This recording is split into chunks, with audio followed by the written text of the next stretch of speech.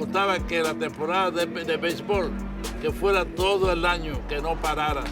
It is a home run. Tony Oliva. Cuando se terminaba la temporada de pelota y me iba para la casa, entonces era muy triste, porque toda mi familia estaba en Cuba y no sabía cuándo podía verlas.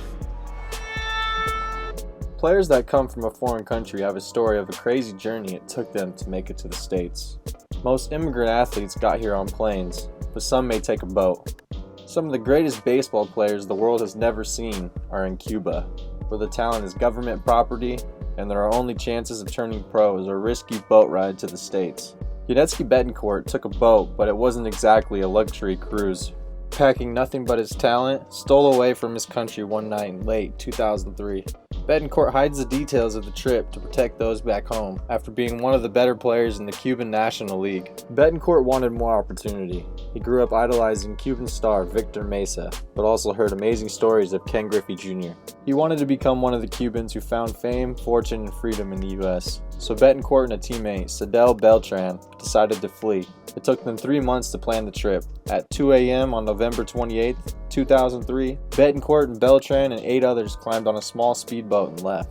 There was many risks to going on this trip. If he was caught by Cuban authorities, he'd never be able to play baseball again. Betancourt said they would have thrown me in jail and they would have harassed my family. I was scared, but I knew I wanted to get to the big leagues, and that's what motivated me.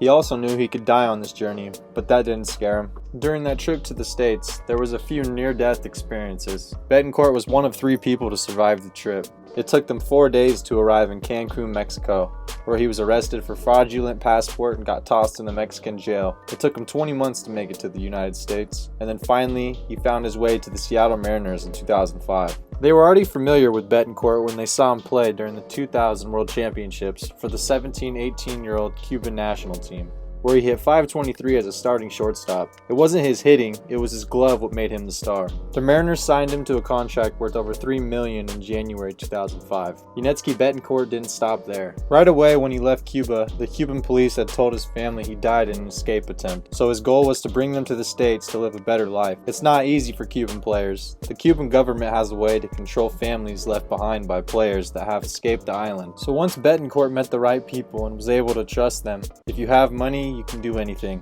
About 50 Cubans arrived once a week, and then finally he was reunited with his family. Overwhelmed with emotions, and all they could talk about was the future. It had been about 3 years since he had even spoken to them. Betancourt didn't mention how his family got here, but it was probably the same way as he did. His career in the MLB lasted about 9 years, where he had a career average of .260. He ended up getting bounced around throughout his career, and then eventually made his way to Japan, and then finally back to his homeland in Cuba. In 2019, he became the first former MLB player to return to the Cuban National League system after defecting from his country. He never did play a game for Villa Clara in 2019. The journey to the MLB was a life or death situation, but he only did it for more opportunities for himself and his family. He said, "This is the best baseball league in the world, and all that I wanted to do as a baseball player is to come here and further my career. It is too bad that my country doesn't allow me that opportunity, and I had to escape to attain my goal." If you have big dreams with very little opportunity, there's always a way to reach your goal. And that's all I have for you guys today. Thank you for watching Krispy Sports Leaks. If you haven't already, please subscribe. And as always, keep it crispy.